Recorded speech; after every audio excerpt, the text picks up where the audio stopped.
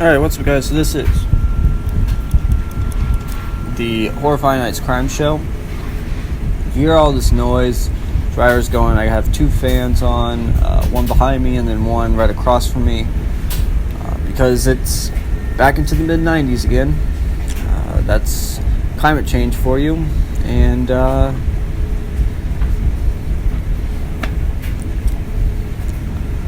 so it feels like 103 degrees out,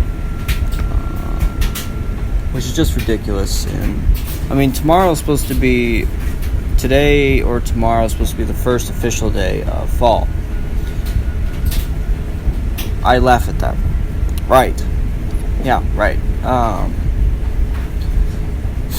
But I'm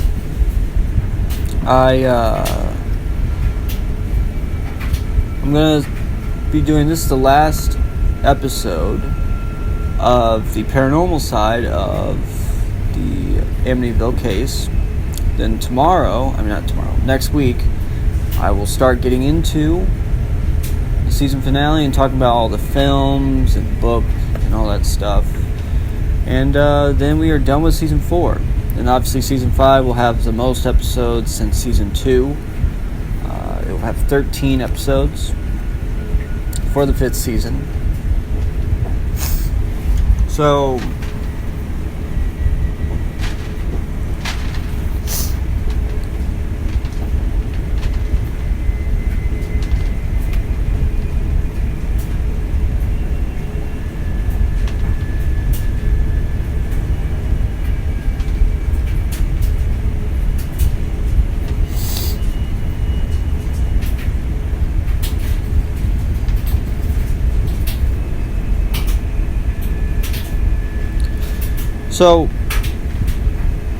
sorry, I was just looking at my notes to see what place I left off at. So I last left off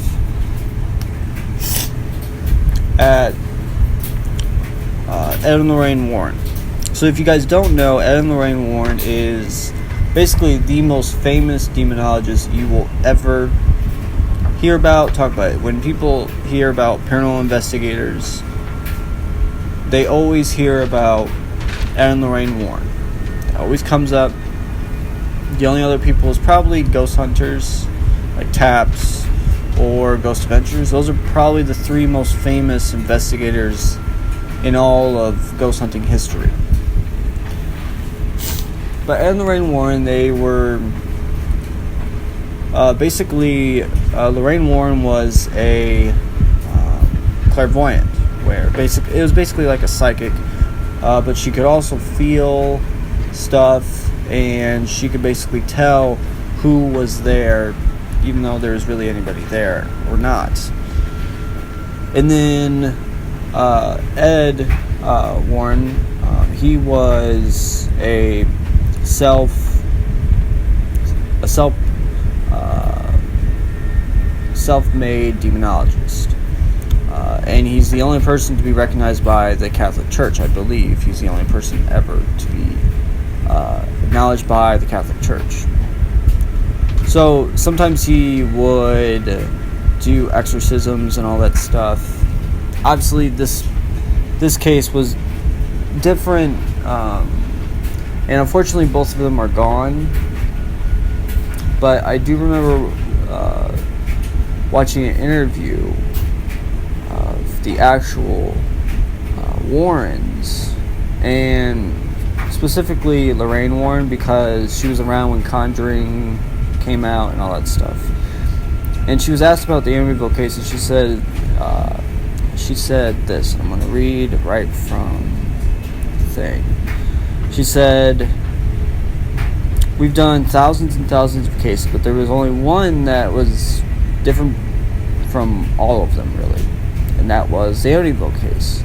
Normally in a paranormal case that is called by us, there's an exorcism, a demon of some kind, but there is no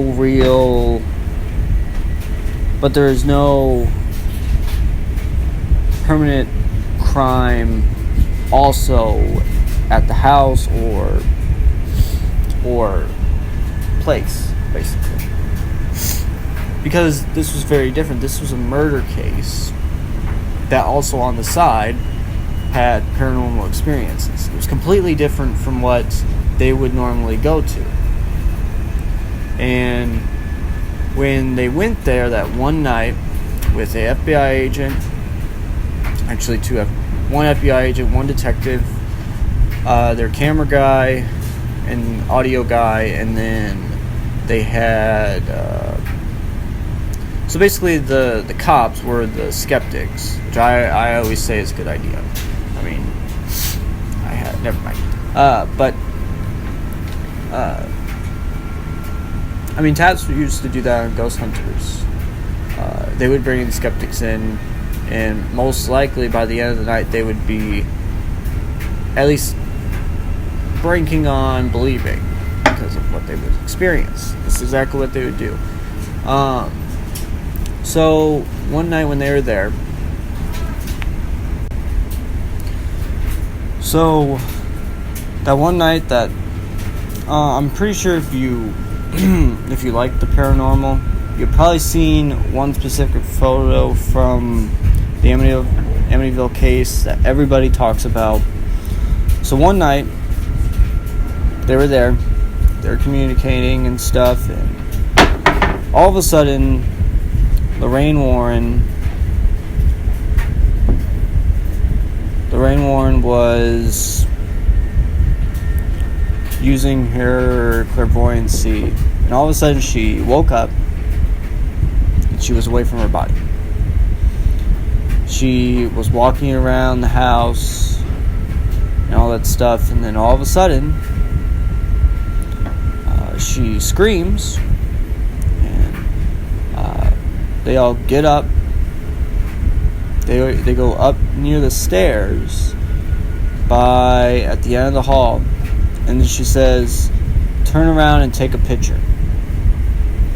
So they turn around, they take a picture, and it is the famous photo of a boy peeking out and all that stuff. And to this day, the detectives, the FBI agent, all of them said that there was no kids in the house. They did not allow anybody in the house except Ed and Lorraine Warren, the camera guy, the audio guy, and then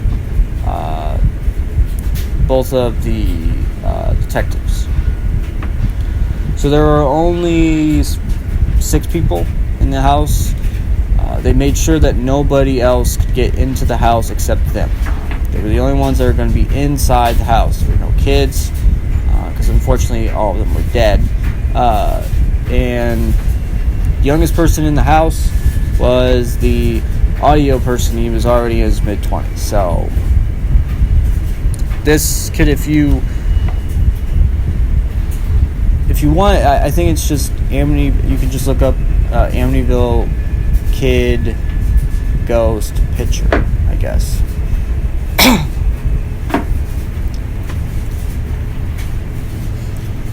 And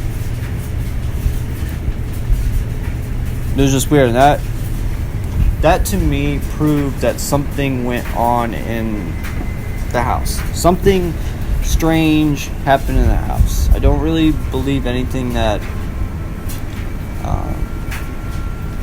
Ron DeFeo said. And then the Lutzes,